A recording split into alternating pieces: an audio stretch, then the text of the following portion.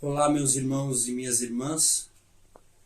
Vamos conversar um pouco nesse boletim desta noite. E eu queria apresentar para vocês a palavra de Isaías. A palavra de Isaías, capítulo 30, a partir do versículo 18, que diz: Mas Deus espera a hora de poder mostrar-vos a sua graça. Ele se ergue para mostrar-vos a sua compaixão. Porque Yahvé é Deus de justiça, bem-aventurado todo aquele que nele espera. Sim, povo de Sião, que habitas em Jerusalém, certamente tu não tornarás a chorar. A voz do teu clamor, ele fará sentir a sua graça. Ao ouvi-lo, ele te responderá. Dar-vos-á o pão da angústia e a água racionada. Aquele que te instrui não tornará a esconder-se. Sim, os teus olhos verão aquele que te instrui. Teus ouvidos ouvirão uma palavra atrás de ti. Este é o caminho, segui-o. E mais à frente, ele vai dizer: os teus ídolos revestidos de prata, tu os terás por impuro. E continuando, lançá-lo-ás fora como coisa imunda, e lhes dirá: fora daqui. Ele te dará, ele enviará chuva à sementeira que semeastes em teu solo, e o pão, produto do solo, será rico e nutritivo. A palavra de Deus que se manifesta e que expressa um Deus que anseia, que deseja e que promete que mudará essa situação. É impressionante como na criação ao homem já é apresentada toda a criação. Na recriação é apresentado ao homem primeiro a vontade de Deus. E aí, no tempo e na história, essa vontade se cumpre. Nós estamos neste tempo em que enxergamos algo doloroso e difícil e esperamos em alguém invisível, mas visível, que está presente no tempo, que age e que cumpre seus desígnios no tempo e na história, no presente e no futuro. Não tenhamos medo. Não deixemos que o medo tome conta do nosso coração. Há um antídoto para o medo, é a esperança. E há um lugar onde encontramos a esperança, a palavra de Deus.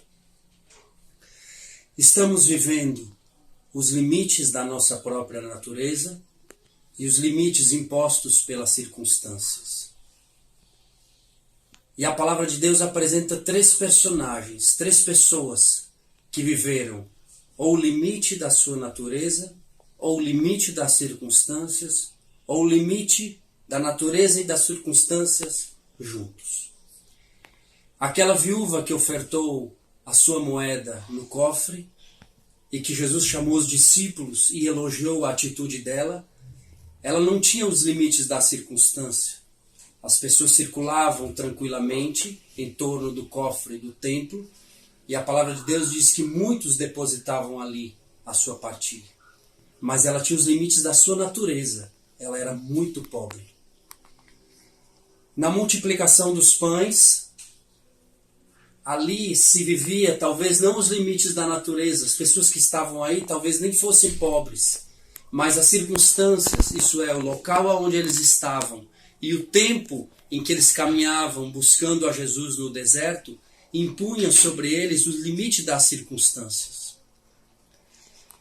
E lá no livro de Reis, a viúva de Sarepta conjuga os limites da sua natureza, isso é, era uma viúva pobre, e os limites das circunstâncias, isso é, a terra sofria com o flagelo de uma grande seca.